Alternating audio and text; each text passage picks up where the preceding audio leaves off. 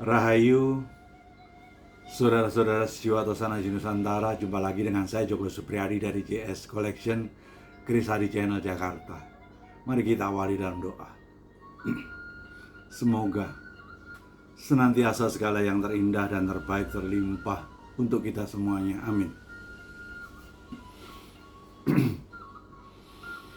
Kita berada pada tayangan 173. Tema yang saya bawakan adalah pamor antara keindahan dan filosofi atau tuah.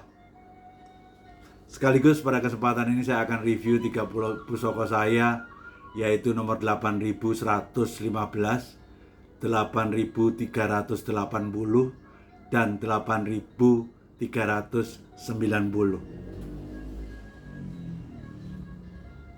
Di tema tadi kita awali dengan semacam suatu pamor. Kata selanjutnya adalah menyangkut keindahan dulu, sebelum kita bicara filosofi.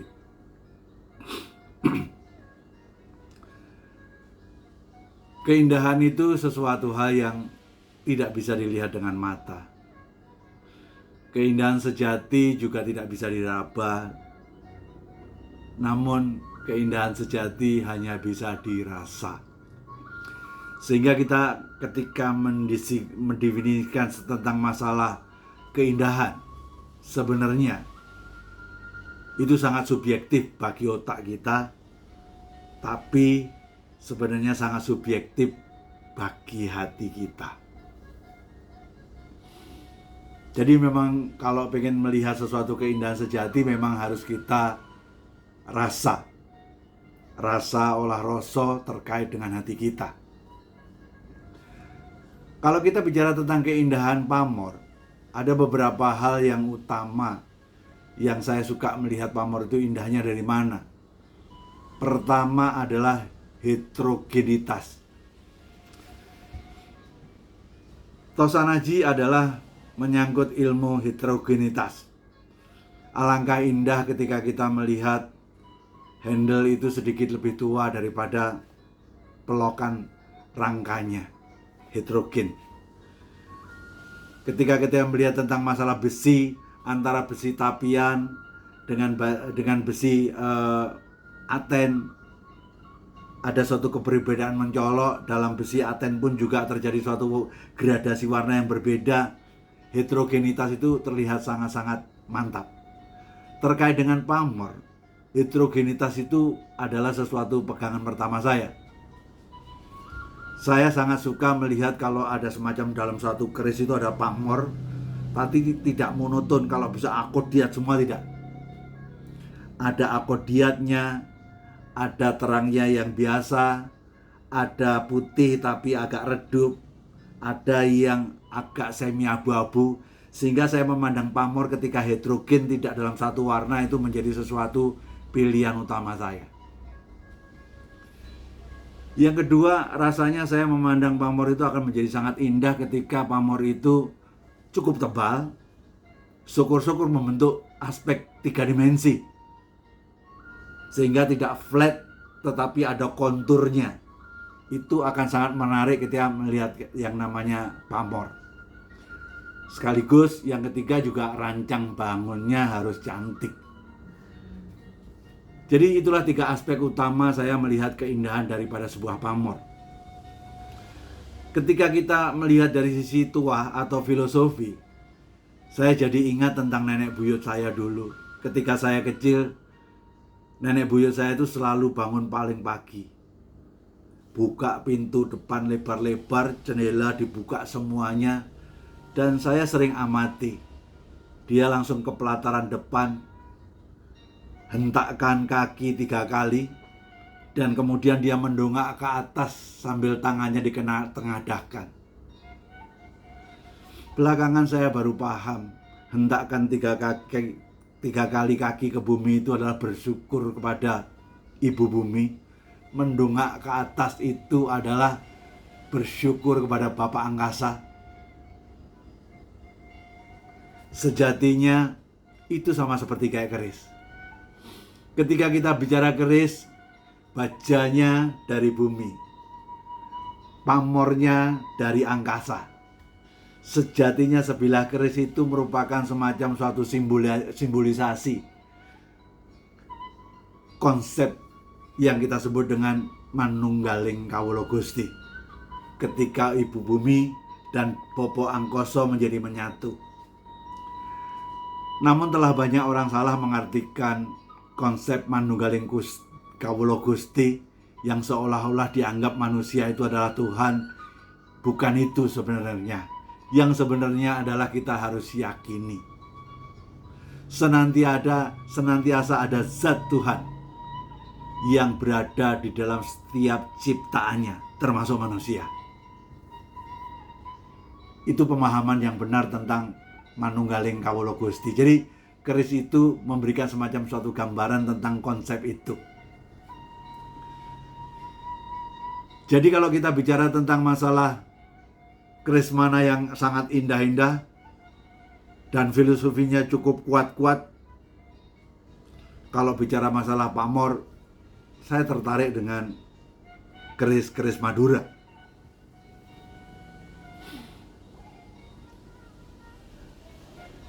Karena dalam suatu ilmu keris, kita tahu bahwa ada ilmu tanting, tajek, dan tayuh.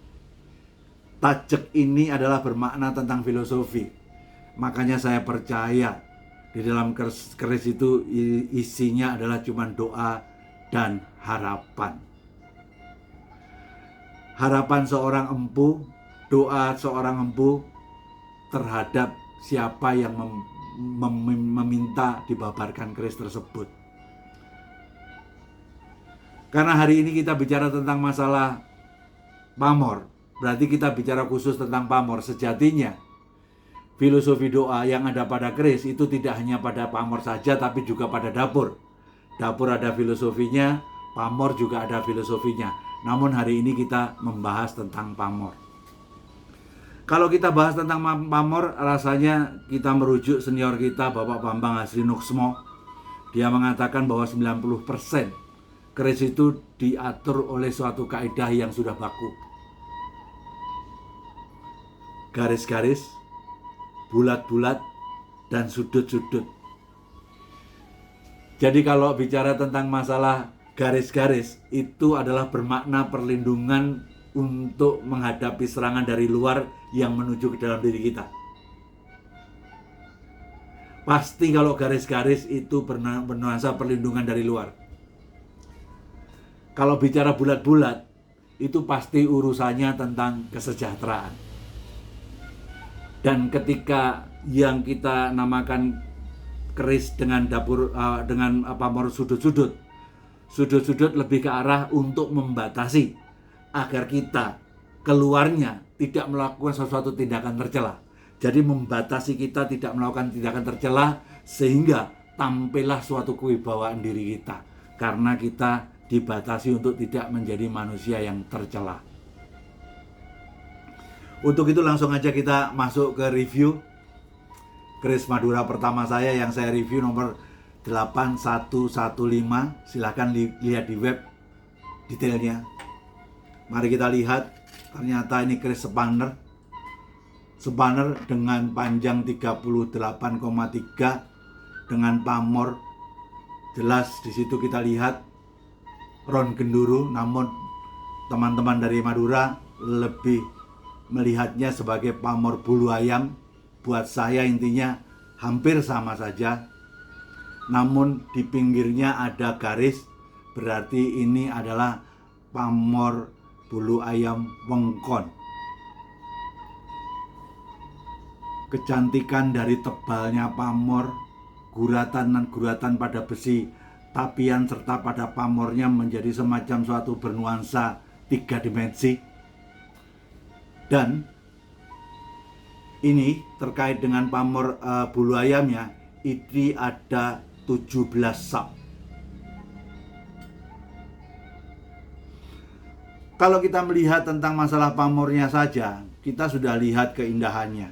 Kurang jelas lagi, lihat di website untuk keris nomor 8115. Secara filosofi sangat sederhana. Apakah kita melihatnya sebagai bulu ayam berarti sudut-sudut?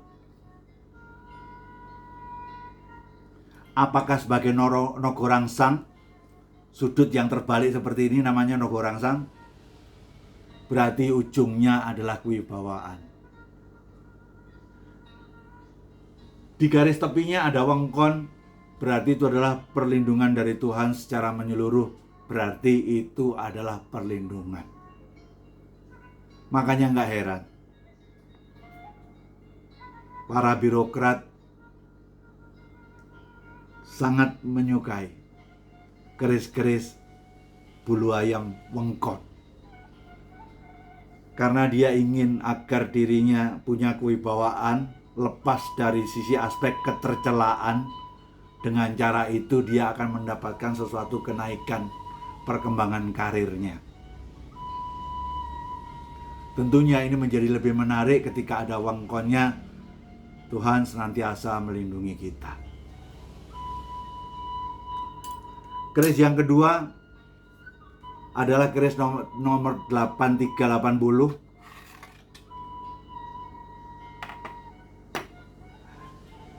Keris ini adalah keris brojol 37,9 cm. Ketika kita lihat secara seksama, garis di pinggir ini nampak jelas wengkon. Kalau kita lihat sebagai tebu sakret, pasti akan ada sudut-sudutnya di setiap ruas tadi. Tapi ternyata ini semua lurus, menandakan bahwa itu adalah wengkon. Lah terus di tengahnya itu ada uniknya, adalah tambal. Semoga Anda melihat dengan jelas. Dan tambalnya itu adalah seperti kayak daun waru, simbolisasi cinta. Dan ini adalah keris Madurakoso. Madurakoso adalah dia hidup pada era Mojopahit. Sehingga dari sini kita bisa dapatkan sesuatu pembelajaran. Hari ini ketika ada Valentine, simbol-simbol cinta selalu nongol. Seolah-olah itu adalah menjadi simbol kekinian. Dari gambaran ini, saya mendapati semacam suatu fakta bahwa simbol cinta adalah simbol universal yang sudah ada sejak dulu. Berarti kalau kita bicara wengkon adalah yang terkait dengan perlindungan Tuhan, cinta itu tidak lain tidak bukan seperti kayak pengasihan. Tentunya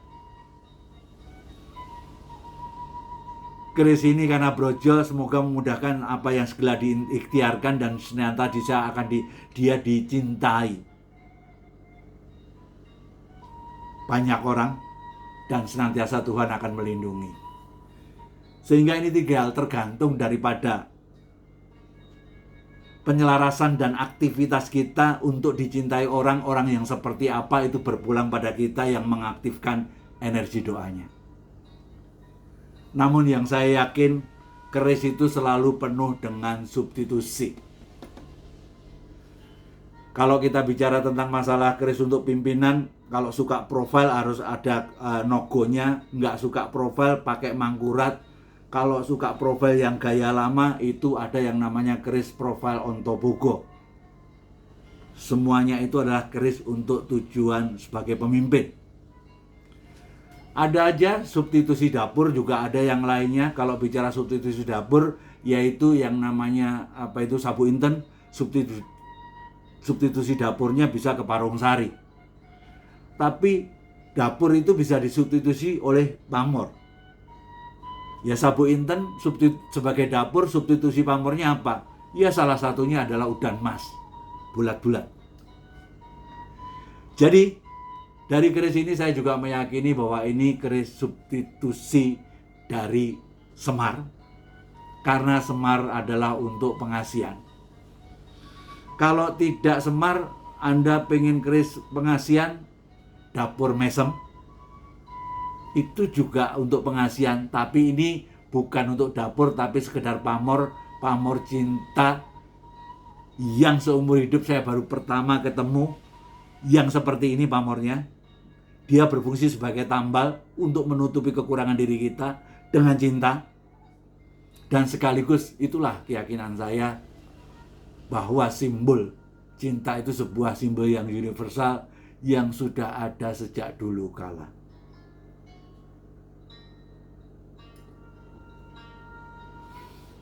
Kalau Anda rasa dari pikiran Anda mungkin ada perbedaan, tapi kalau Anda melihat dengan hati Anda, insya Allah semuanya sama. Mari kita masuk ke keris ketiga.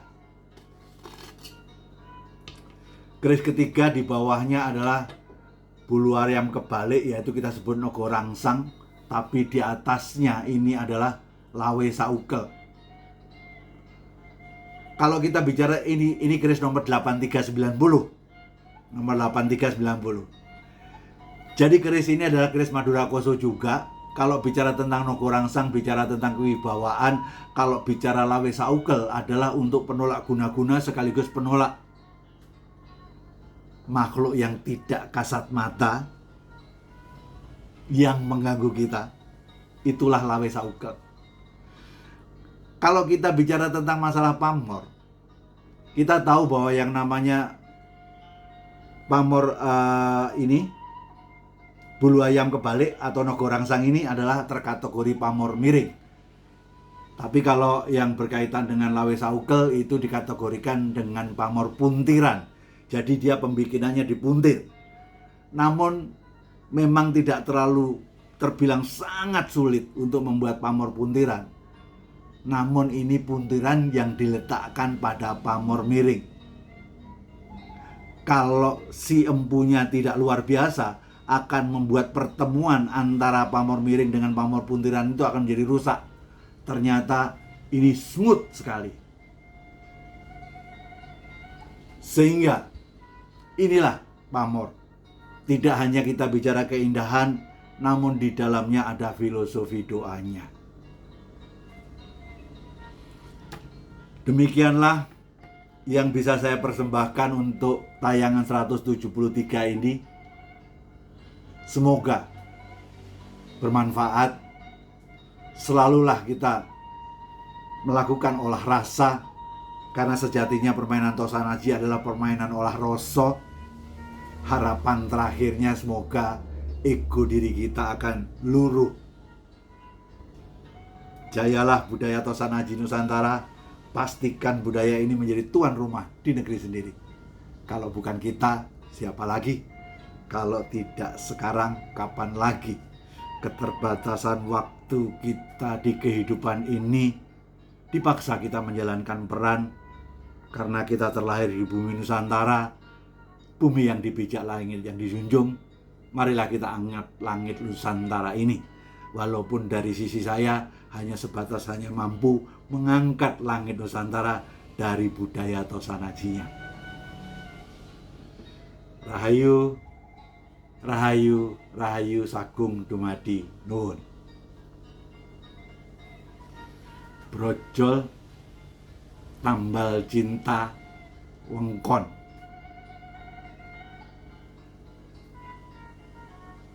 Keduanya tidak hanya indah dan filosofinya kuat, namun sekaligus langka pamor ini. Terima kasih.